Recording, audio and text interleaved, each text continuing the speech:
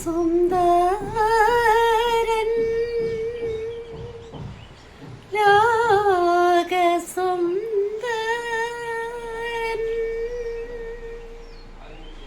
ആരാ? അത് നമ്മുടെ ലാലേട്ടൻ തന്നെയല്ലേ, ലോകസുന്ദരൻ. എൻ്റെ അമ്മേ, ഞാൻ എത്ര കാലങ്ങളായി മഞ്ഞിൽ വിരിഞ്ഞ പൂക്കൾ തുടങ്ങി ഈ അടുത്ത കാലത്ത് തുടക്കം വരെ ഞാൻ അദ്ദേഹത്തിൻ്റെ പടങ്ങൾ കണ്ട്. കോംബോ നമ്മുടെ പ്രകാശ് വർമ്മ, നമ്മുടെ ജോർജ് സാറും കൂടിയപ്പോൾ തുടക്കം പൊളിച്ച് കയ്യിലെടുത്ത ഒരു മഹാനടനാണ് നമ്മുടെ ലാലേട്ടൻ.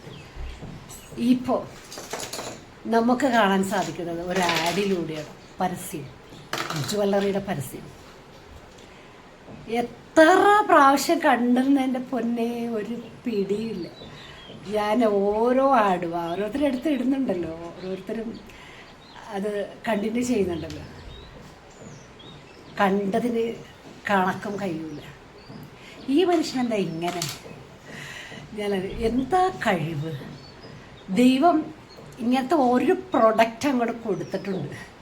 ഒറ്റ പ്രൊഡക്റ്റേ ഉള്ളൂ. ഇതുപോലൊരു പ്രൊഡക്റ്റ് നമ്മുടെ മലയാള സിനിമയിൽ മതി, ധാരാളം മതി. സന്തോഷമായി മോഹൻലാലേട്ടാ, സന്തോഷം. നിങ്ങളെ കണ്ടാലും മതി വരാത്ത കുറേ മനുഷ്യരുണ്ട്. അത് സ്ത്രീകളായിക്കോട്ടെ പുരുഷന്മാരായിക്കോട്ടെ.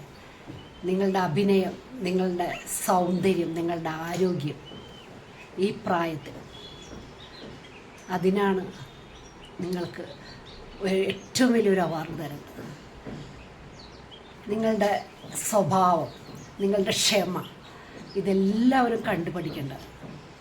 അതുകൊണ്ട് ഇനിയും ധാരാളം ഉയരങ്ങളിൽ ദൈവം നിങ്ങളെ അനുഗ്രഹിക്കട്ടെ, ഉയരങ്ങളിലെത്താനായിട്ട്.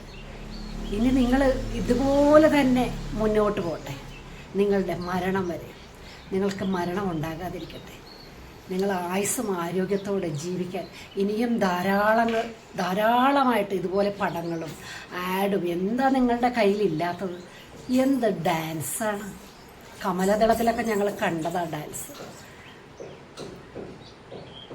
ഒന്നും പഠിച്ചിട്ടില്ല എന്ന് പറയണം, കള്ളനാണ് കള്ളൻ.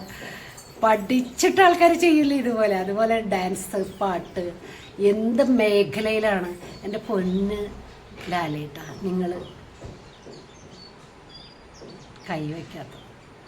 അതുകൊണ്ട് എൻ്റെ ഒരു അഭിപ്രായം ഞാൻ പറയുവാണ്, ചെറിയ അഭിപ്രായം. ഞാനൊരു ചെറിയ അഭിപ്രായം പറഞ്ഞതാണ്, അതെല്ലാവരും സ്വീകരിക്കണം കേട്ടോ. ഓക്കെ, സന്തോഷം.